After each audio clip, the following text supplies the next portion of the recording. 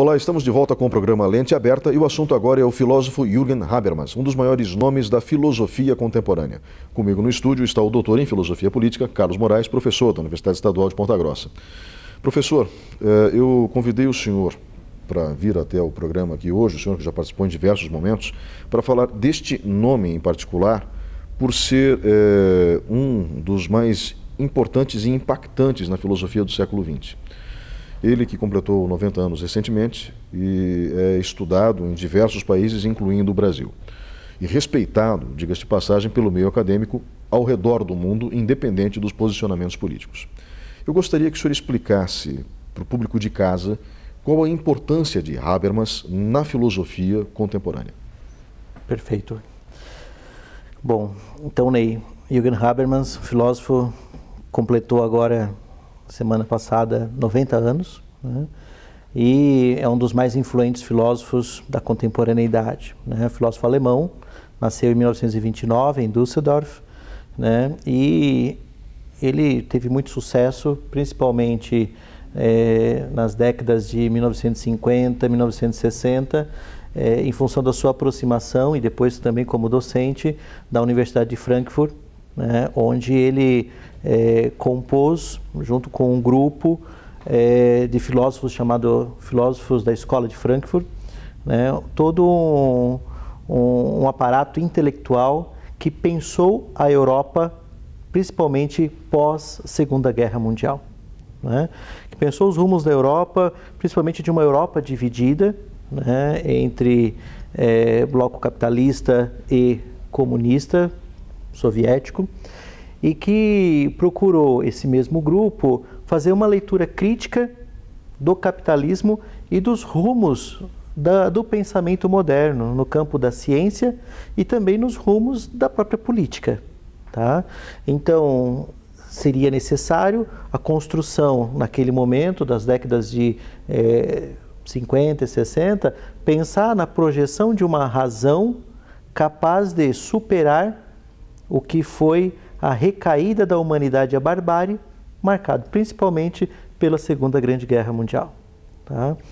Então, filósofos como Theodor Adorno, Max Horkheimer, Walter Benjamin, né, e entre eles, né, aquele que depois representou, né, todo um grupo de segunda geração, e entre eles o próprio Jürgen Habermas, é um filósofo que vai pensar, né, a Europa e também os rumos daquilo que se tornou mais caro para a política contemporânea, que é o sistema democrático, tá? Em uma das entrevistas mais recentes de Habermas, ele é perguntado, né, qual que é o grande tema de todo o seu pensamento filosófico.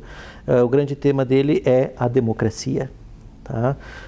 Democracia é um tema-chave, por quê? Porque você pode pensar em epistemologia, em ética, em política, em lógica, em ciências sociais, em pensamento político, até pensamento estético, a partir, né, do chavão conceito democracia, tá?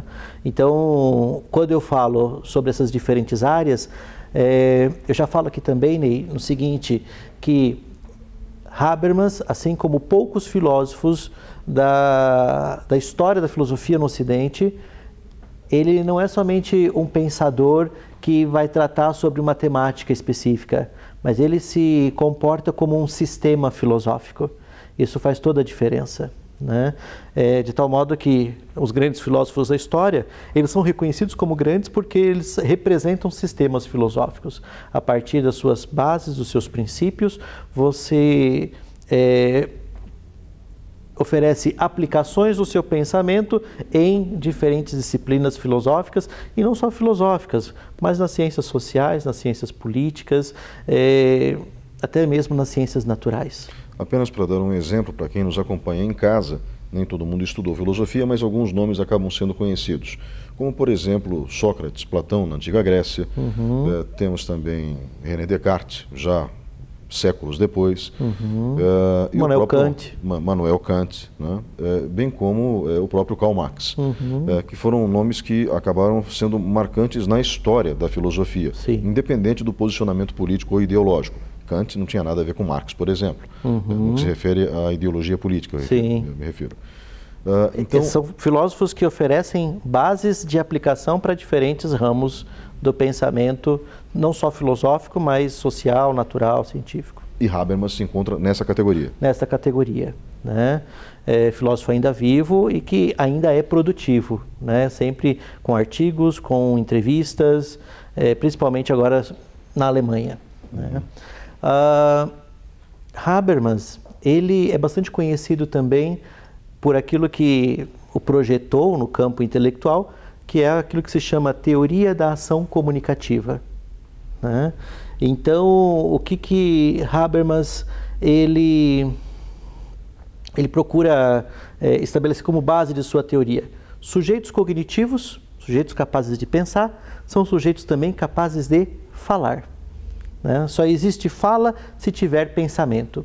Ora, para chegar a essa proposição, que parece tão óbvia, ele vai buscar na filosofia da linguagem, que é uma área que começou a ser desenvolvida a partir da segunda metade do século XIX, vai buscar nesses filósofos a inspiração necessária para dizer o seguinte, que no sistema democrático atual, nós temos que ser capazes de expressar nosso posicionamento, o nosso pensamento, e buscar validar em círculos democráticos, né, as nossas posições, para que elas possam ser debatidas, reconhecidas e a partir daí assumam uma determinada ação, uma determinada performance, um resultado decorrente do quê? Da aceitabilidade racional por pares daquilo que representa o seu posicionamento.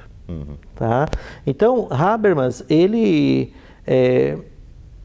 faz com que se reconheça racionalmente, né, ele pensa no reconhecimento racional dos diferentes argumentos. Né? E precisamos reconhecer sempre qual? O melhor argumento, que é aquele que tem o melhor status de razoabilidade para esse momento. Tá?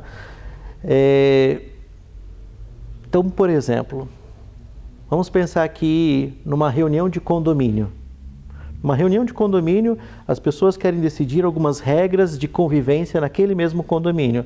Então, todos que são concernidos a essas regras, segundo Habermas, a sua teoria, ele diz assim, todos podem participar inserindo proposições, inserindo discursos. Tá? Todos podem problematizar também qualquer discurso feito. Tá? E, a partir daí, democraticamente se reconhece os melhores posicionamentos. Tá? Para quê? Para que a gente possa deliberar democraticamente, né, daí na forma da ação, aquilo que foi reconhecido em assembleias, em processos comunicacionais. Tá? Isso serve para o condomínio, isso serve para diferentes instâncias, também para as decisões políticas deliberativas. Tá? E é a partir daí que, principalmente a partir da obra Direito e Democracia, né, que nós mais verificamos a ideia que Habermas defende de sociedade civil organizada capaz de propor pautas ao sistema, né, institucional, da política, do direito, da economia. Para quê? Para que o mundo sistêmico possa atender às demandas e às pautas desse mesmo mundo da vida, que é a representação da sociedade civil organizada, pautando as políticas públicas. Simplificando, a construção de um ambiente democrático onde o homem seja um sujeito racional. Racional e protagonista de sua história, né? E não apenas, como a gente costuma dizer, né, pessoas que são conduzidas, né, pela racionalidade alheia, porque daí no caso ele está se alienando, né? Claro. Mas que ele seja protagonista, que ele seja consciente, que ele seja crítico, que ele seja propositivo, né? E possa participar junto da construção do seu próprio contexto.